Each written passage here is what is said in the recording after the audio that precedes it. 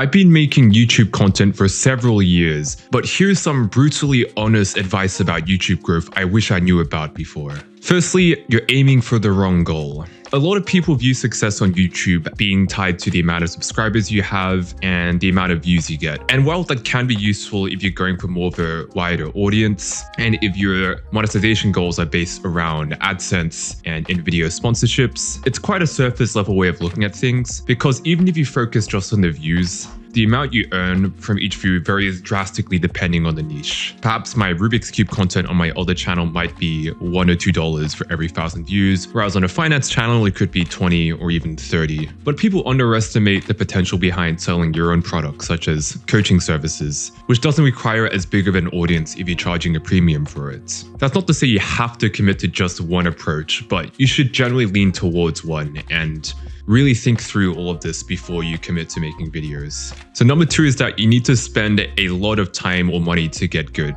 This sounds kind of obvious, but I don't think people think about it enough, because YouTube involves so many aspects such as ideation, thumbnail, title, scripting, filming, editing, analyzing analytics, and that's just the surface level of things. So either you have to get good enough in all of these aspects, which obviously takes time, or you outsource certain things to other people that are already good at it, which costs money. And sure, you can use AI to help you when it comes to ideation, organizing your thoughts, and figuring out how to manage your time. But because the whole YouTube game is quite complex, I still find it useful to get another human to look at everything and give tips from that perspective.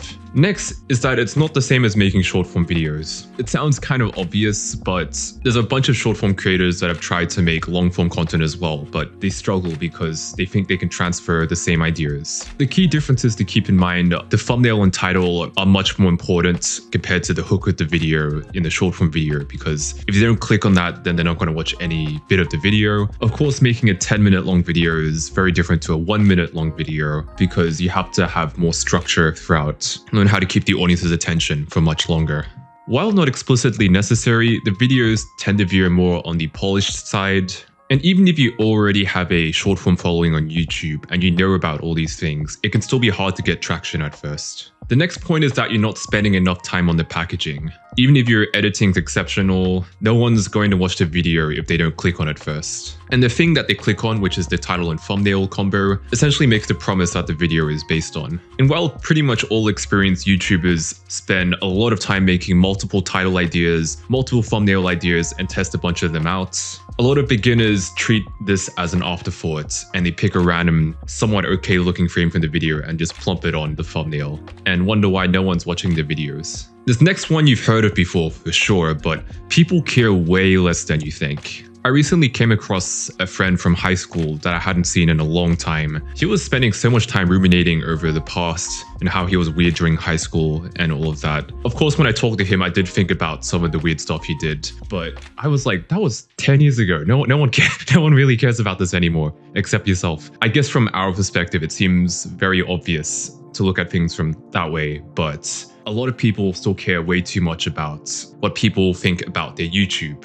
And even if someone does leave a negative comment on your video, that means they only cared for maybe 20 seconds, and then by the time they go on to watch another one, they've probably forgotten you existed already. Because everyone's too worried about their own problems, much like how you're so worried about everyone thinking about your problems. And I recommend looking up the spotlight effect, because that indicates what this whole phenomenon is about. But I think it's also worth realizing that everyone has their own spotlight, and they're all focusing on their own spotlight to worry about anyone else's spotlights. And I think that's a better way to look at things. The next point is that statistically speaking, you're not going to make it.